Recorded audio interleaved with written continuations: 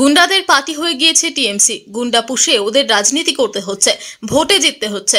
সাত সকালে চাচক্রে যোগ দিয়ে রাজ্যের শাসক দলকে এমনই ভাষায় আক্রমণ শানালেন বর্ধমান দুর্গাপুরের বিজেপি প্রার্থী দিলীপ ঘোষ।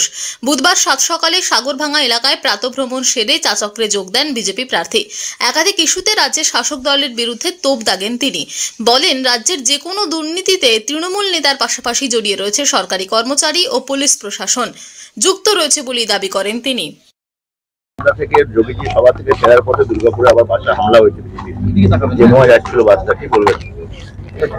এই হামলা টামলা কখন করে? সাপের কোমর ভেঙে দিলে ফসফস করে। এদের হয়েছে তাই যত হারছে, ক্যান্ডিডেটকে খুঁজে পাওয়া যাচ্ছে না, গরমে কেউ বেরোচ্ছে না। পার্টি অফিসের মধ্যে থাকা, ইট পাটকেল মারা, গোব্যাক বলা। কালকে আমাদের প্রান্তিকাতে যখন আমরা শুরু করছি রোড শো রাত্রেবেলা, তখনও ইট ফিট ফেলেছে। তো এটার মতন আমাদের সয়ে গেছে। এসবের জিনিসের পাবলিক জবাব দেবে। এখন তারা যত আইসোলেট হয়ে যাচ্ছে, এভাবে উপস্থিতি দেখাচ্ছে। পুলিশের নজরদারির অভাবে হচ্ছে। পুলিশই তো সঙ্গে থাকে। পুলিশের সামনে আমার কতবার গাড়ি ভেঙেছে, ঢিল মেরেছে। পুলিশের ভরসা তো আমরা করি না, আমাদের পার্টির উপর ভরসা আছে। কালকে যোগীজি বলেছেন যে আমার রাজ্যে যদি হতো তারা দাঙ্গা পায়, তাদের উল্টো ঝুলিয়ে আমি শাস্তি দিতাম, তাদের হাত জন্ম তারা এই বলেন না। উনি করেছেন তো। আজ মাফিয়াগিরি আছে উত্তরপ্রদেশে, এত বড় রাজ্য, এর ডবলের বেশি লোক, 23 কোটি লোক, এখানে 10 কোটি লোককে সামলাতে পারছে না। কারণ পুরো গুন্ডাদেরই পার্টি হয়ে টিএমসি। গুন্ডা পুষে ওদেরকে রাজনীতি করতে হচ্ছে, ভোট জিততে হচ্ছে। তাদেরকে জেলে ঢাল ঢুকলে কি করে হবে? আজও কালো উল্টো টাঙবেই। 2014 টেটের আবার দিলীপ দা 70,000 চাকরি আবার বাতিলের সম্মুখীন। 2011 পর থেকে যত পরীক্ষা, যত নিযুক্তি হয়েছে, সব জায়গায় 2 নম্বরই হয়েছে। টাকা পয়সা না হয়েছে, অবৈধভাবে নিয়োগ হয়েছে, তার তো সমাধান হওয়া উচিত। বাকি যারা অন্যরা যাতে ক্ষতিগ্রস্ত না হন, সেটা কোর্টে দেখা উচিত। খুন্তি ঝান্ডা নিয়ে মহিলাদেরকে রুখে দাঁড়াতে বলেছেন যে কেন্দ্রীয় বাহিনীর বিরুদ্ধে। এর আগে মমতা ব্যানার্জি বলেছিলেন, তার পরিণাম কি হয়েছিল কোচবিহারে, ওটা উনি জানেন। ছোট ডাকাত গুন্ডাদের রাস্তায় নামলে তার পরিণাম আপনাদের ভুগতে হবে।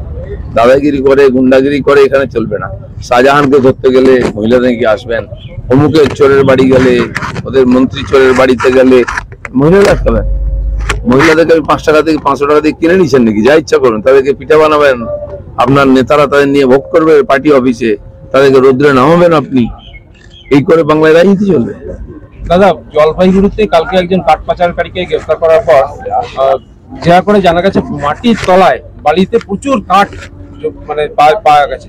মানে কাঠেরও একটা যত অবৈধ কাজ, কাঠ লুট, বালি লুট, পাথর লুট, গরু পাচার, সব জায়গায় টিএমসির নেতারা যুক্ত, পুলিশ যুক্ত, সরকারি কর্মচারী যুক্ত। মানুষ যখন এসব দেখে সহ্য করতে হচ্ছে না, বিরোধিতা করতে আসে, তখন মানুষকে পেটানো হচ্ছে, কেস দেওয়া হচ্ছে। তো এই শেষের সময় চলে এসছে, এসব লুটপাট বন্ধ হবে এবার। দুর্গাপুর থেকে নিজস্ব প্রতিনিধির রিপোর্ট, টিভি নিউজ 10। সুলভের সঠিক চিকিৎসার একমাত্র প্রতিষ্ঠান বিবেকানন্দ হসপিটাল। 24 ঘন্টা emergency service, blood bank, trauma care. আপনাদের সেবায় আমরা তৎপর।